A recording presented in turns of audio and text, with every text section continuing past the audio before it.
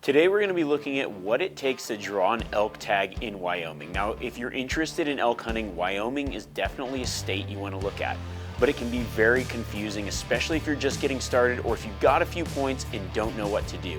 Today I'm going to break down my tips and tactics for looking at and applying for tags in the state of Wyoming. When you're looking at tags at Wyoming, there's just so many options, and many of them can be very confusing.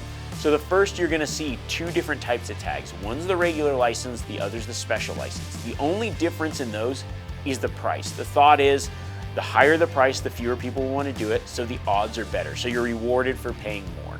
Now, we're also gonna look at the different types of licenses. So there's a general tag, and then there's a limited draw tag. The general tag is the one that a Wyoming resident can just pick up over the counter, and they can hunt a whole section of units.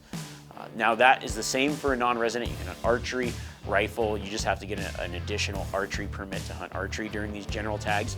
One thing to note with Wyoming is, as a non-resident, you cannot hunt wilderness areas without a guide or without a resident in company with you. Now, the general tag is probably for somebody that says, hey, I just want to get out and go elk hunting. It takes fewer points to draw and has a lot of opportunity. It's a great tag to have. Non-residents are capped around 16% of the tags. One thing you might hear this buzz about Wyoming is burn your points now, because they're going to drop that quota to 10% for non-residents. What that'll effectively do in the future is it's going to limit the amount of tags available for non-residents. So however many points it took this year, it's going to actually increase the amount of preference points that it's going to take to draw. Now, what preference point means is the tags are first allocated to those with the most points that apply. Now, we've also got limited draw tags. Those are the tags that everybody has to draw, whether they're residents or non-residents. And you're gonna see a couple different types in there. There's gonna be a type 1, a type 2, and then we skip all the way to type 9. So type 1 and 2 are primarily your rifle seasons, and the difference between type 1 and 2 might be something like season dates, or it might be something like boundary unit changes within that particular tag. Type 9 is generally your archery season. So there are limited entry units that have an archery only tag. That would be your type 9 tag. So if you're a bow hunter, maybe you want to look toward that type 9 tag. With those type 1 and 2 tags, some units you can actually hunt archery and rifle. All you have to do is get that an additional archery endorsement. So we've got our units, we've got our general tags, we've got our limited entry tags. Now we've got the special and the regular licenses. Now we're going to break those down further into, say, there's preference draw and random draw. What that means is Wyoming is a preference state. 75% of the tags go to the people that apply with the most points. That is in the general draw, that is in the limited entry units. That's how the tags are allocated. Then another 25% is in a random draw.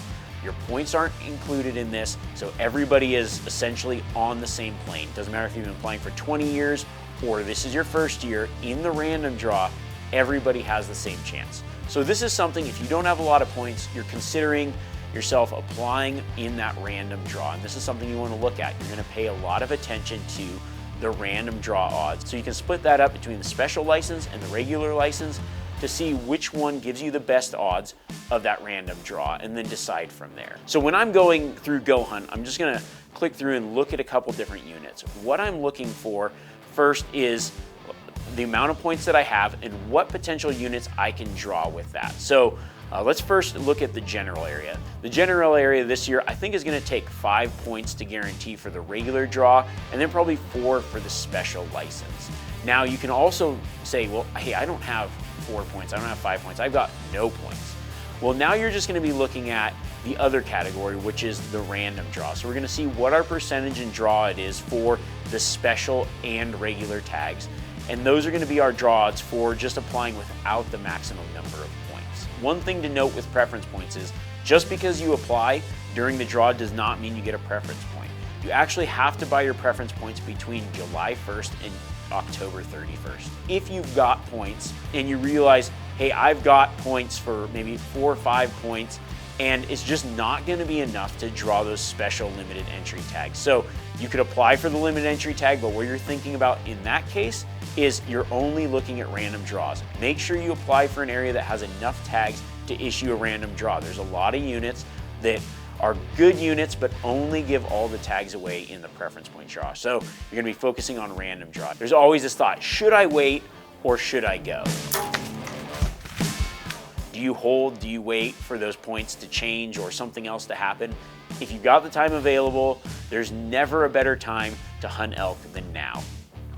If you want to elk hunt, I definitely think Wyoming is a state you need to look at and definitely consider in your application process. It's a great place for elk hunting, and it's the first draw deadline to come available. So the deadline is January 31st. You got to make sure you apply before then. Now that we have all the information of how the draw works, you're just going to have to figure out what unit is right for you based on your current situation and the kind of hunt you're looking for.